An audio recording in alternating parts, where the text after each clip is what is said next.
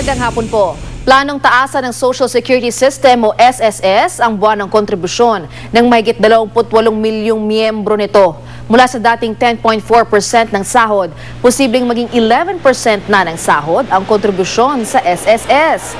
Ang kita mula sa dagdag kontribusyon ay mapupunta raw sa dagdag pensyon ng mga retirado nitong miyembro.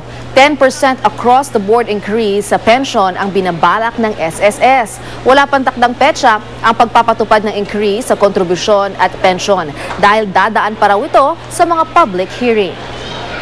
Sa ibang balita, nagsagawa ng kilos protesta sa harap ng Philippine Heart Center ang mga health worker ng iba't ibang ospital sa Metro Manila. Hiling nilang madagdagan ang sahod ng mga naka-duty sa mga ospital ngayong papalapit na Holy Week. Malaking tulong daw sana ito para maibsan ang anilay kulang nilang sahod sa gitna na rin ng pagtaas ng presyo ng mga bilihin at maging ng pasahe. Sa kilos protesta, inihalin tulad nila ang mga gastusin sa pagpepenitensya. Inaantabayan na naman ng GMA News ang tugon ng Department of Health sa hiling na dagdag sahod sa Holy Week duty.